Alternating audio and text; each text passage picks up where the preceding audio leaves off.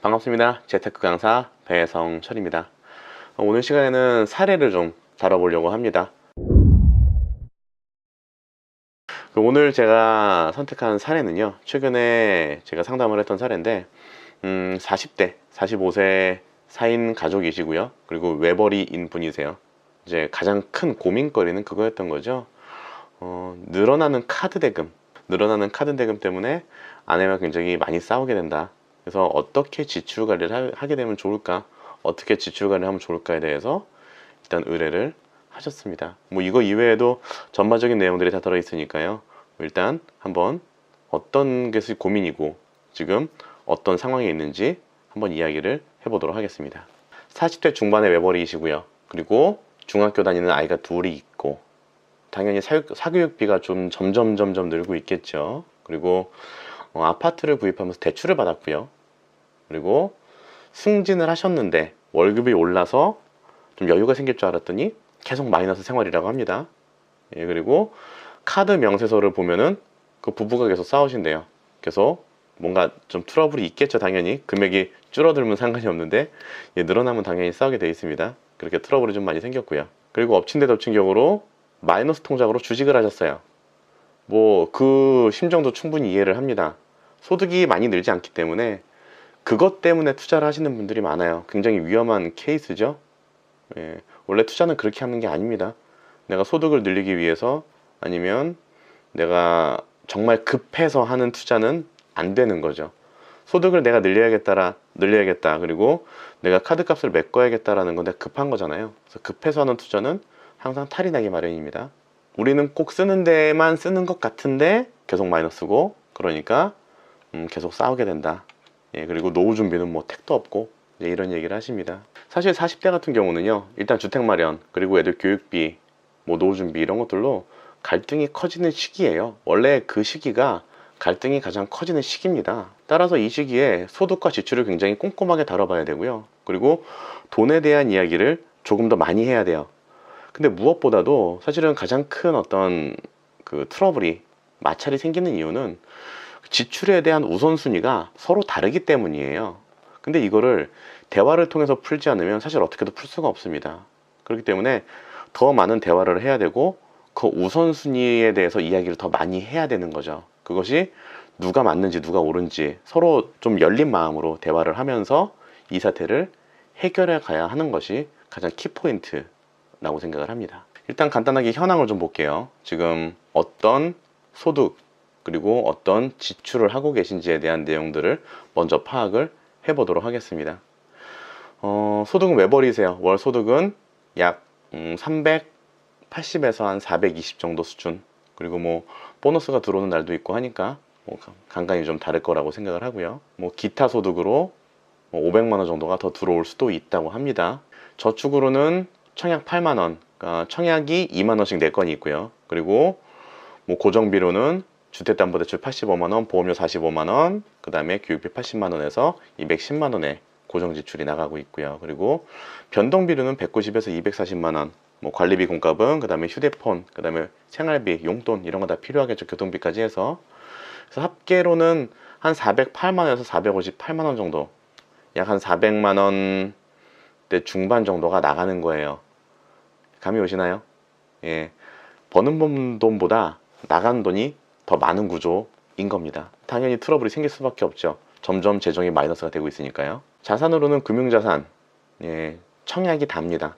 청약으로는 1,050만 원, 1,000만 원 정도가 되는데, 이게 4인 가족의 청약 통장 안에 있는 금액인 거예요. 부채로는 주택담보대출 1억 7천만 원, 그리고 원리금 균등상환이고요. 그리고 마이너스 통장 잔액으로는 3,500만 원, 그리고 한도는 1억짜리라고 합니다. 이제 이 마이너스 통장의 한도가 더 커지겠죠. 예, 그게 사실은 더 문제인 겁니다. 이미 퇴직금은 주택 구입할 때 다 빼서 썼고요. 그리고 마이너스 통장 같은 경우는 이제 마이너스 통장에 4천만 원 빼가지고 주식 투자를 했는데 50% 손해를 봤다고 합니다. 2천만 원 날린 거죠. 일단 상담을 진행하면서 알게 된 몇 가지 문제점이 있어요. 첫 번째로는 지출이 카드와 마이너스 통장에 굉장히 집중되어 있습니다. 그렇기 때문에 실제 생활비가 파악이 전혀 안 되고 있고요. 그리고 카드 결제 금액이 보통 300만 원 이상이 나옵니다.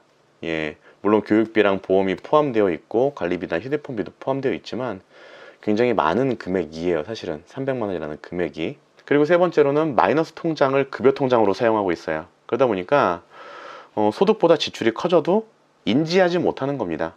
근데 이게 쌓이면 굉장히 큰 돈이 되죠. 그리고 아까 얘기했던 기타 소득이라는 금액도 별도로 관리되지 않고 있어요. 뭐 명절이나 이제 이런 어떤 뭐 이벤트가 오면은 그냥 그때그때 쓰는 돈으로 관리되지 않고 다 나가고 있다라는 겁니다.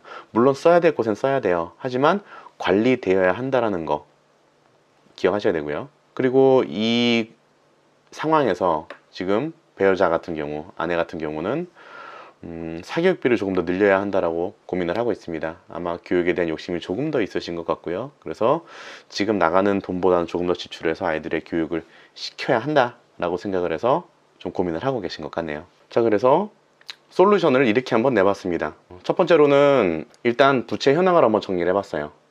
그래서 지금 남아있는 부동산 담보대출이 사실은 23년 정도가 남았거든요. 상환기간이. 근데 23년 동안 일을 할 수 있을지 없을지도 사실은 모릅니다. 그렇기 때문에 거기에 대한 금액을 한번 정리를 해봤고요. 마이너스 대출까지 전부 다 갚기 위해선, 그리고 주택담보대출까지 전부 다 상환을 하기 위해선 이제 퇴직을 연장해야 된다라는 결론이 났습니다. 다행히도 퇴직을 연장할 수 있다고 하셔서 68세까지는 근무하셔야 된다라고 말씀을 드렸고요.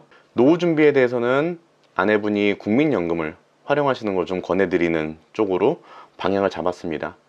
뭐 이게 국민연금에 대해서는 굉장히 말이 많아요. 거기에 대해서는 뭐 이 영상에서 다루지 않겠습니다. 하지만 지금 이 부부 같은 경우는 그 아내분께서 기존의 국민연금을 직장생활을 하면서 국민연금을 조금 내셨더라고요. 뭐 아시겠지만 구간이라는 게 있어요. 10년, 20년, 30년 구간이 있습니다. 그리고 20년을 넘게 내야지만 사실 어느 정도 돈을 많이 받을 수 있는 구조이기 때문에, 물론 받을 수 있다는 전제하에서 받을 수 있는 구조이기 때문에 그 20년을 채우는 데는 한 2년 정도 기간이 더 필요하더라고요. 그래서 그 2년 정도를 지역으로 납입을 해서 20년을 채우고 나중에 국민연금을 받는 것을 목표로, 그렇게 노후 준비는 그렇게 하는 걸로 일단 방향을 좀 잡아봤고요. 그리고 소득을 한번 제대로 정리를 해봤어요. 이분들 가장 큰 문제점 중에 하나가 소득과 지출이 제대로 정리되어 있지 않다라는 거였거든요. 소득을 매년 들어오는 보너스, 물론 조금씩 변동이 있을 수 있습니다. 하지만 그래도 거의 고정이더라고요. 그래서 뭐 보너스와 이제 상여 이런 것들을 전부 다 계산을 해서 한 번에 싹 정리를 해봤더니 월 들어오는 금액이 약 400만 원 정도가 되고요. 그리고 거기에 기타 소득으로 500만 원 정도가 있게 되는 거더라고요. 가장 중요한 지출 정리를 한번 해봤습니다. 이게 가장 중요하겠죠. 그래서 고정 비용으로 일단은 정확히 219만 원의 비용이 나가고 있어요. 주택담보대출 85만 원, 그리고 마이너스 통장 이자 9만 원, 그리고 보험료 45만 원, 그리고 교육비 80만 원 해서 219만 원의 비용이 매달 같은 금액이 지출이 되고 있습니다. 이거는 뺄 수가 없어요. 그렇기 때문에 고정 지출인 거고요. 그리고 월 평균 소득 약 400만 원 정도로 잡았을 때 월 평균 소득에서 219만 원 정도를 빼면 사용 금액은 약 170만 원 정도가 되는 거죠. 사실은 이 안에서 모든 돈을 다 써야 되는 거예요. 그리고 이 남는 금액 안에서 두 분이 합의를 하셔야 되는 거고요.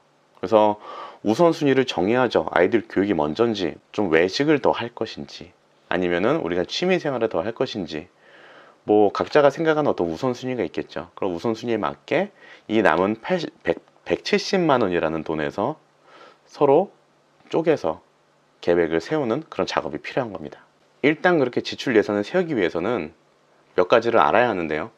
첫 번째로는 소득을 구분해서 관리할 줄 알아야 돼요. 그 매월 들어오는 소득과 그리고 연간으로 들어오는 소득을 구분하는 것은 굉장히 필수적인 작업이고요. 그리고 지출을 구분해서 관리하는 것도 굉장히 중요합니다. 그 월간 매달 나가야 되는 지출, 변동 지출이긴 하지만 월 나가는 지출이 있고 또 연간 나가는 지출이 있어요. 이런 것들을 항목별로 정리를 무조건 다 해서 체크해야 되고요. 그리고 생활비와 부부 용돈은 반드시 구분해서 관리해야 돼요. 그냥 생활비라는 명목으로 용돈이 들어가는 경우들이 굉장히 많아요. 하지만 사는데 필요한 생활비와 그리고 용돈은 엄연히 다른 개념이죠. 그래서 생활비와 부부 용돈을 분리하는 것도 굉장히 중요한 작업 중에 하나입니다.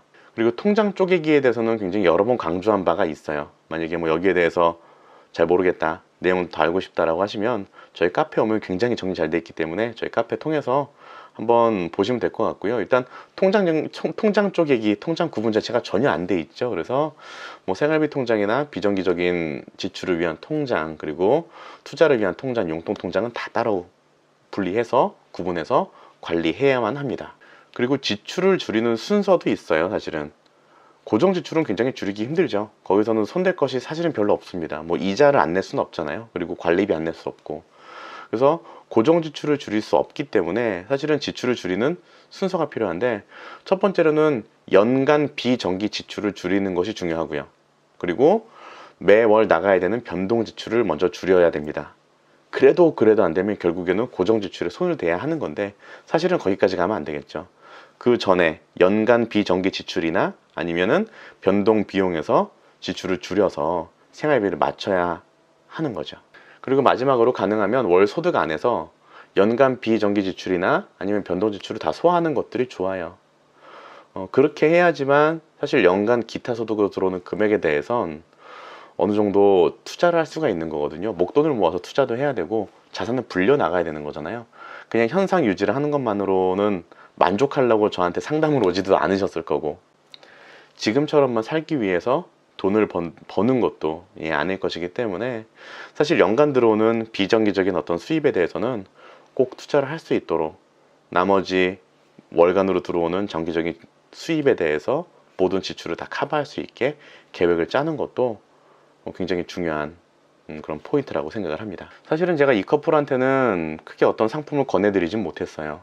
왜냐면 지금 생활도 굉장히 빡빡한 상황이고, 아이 둘 다 지금 좀 있으면 고등학생이 되는 상황, 그리고 사교육비가 많이 지출이 예상되는 상황, 그리고 앞으로도 외벌이가 계속 예상되는 상황에서 사실은 지금은 뭔가를 권해드려서 정기적으로 지출을 만들기에는 좀 어려운 상황이기는 해요. 그래서 여기 이 커플에게는, 이 4인 가족에게는 딱히 어떤 뭐 금융 상품을 권해드리거나 아니면 투자를 권해드리진 않았어요.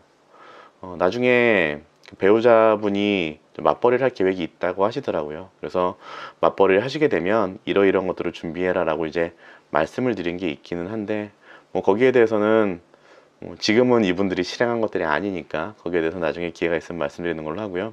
이렇게 최근에 들어온 상담에 대해서 한번 문제점을 짚어보고 또 해결책을 제시하는 걸로 이번 영상은 마쳐야 할 것 같습니다. 오늘도 이 영상 도움이 되셨다면 좋아요와 구독 부탁드리고요. 다음 영상에서 더 좋은 내용으로 찾아뵙도록 하겠습니다. 감사합니다.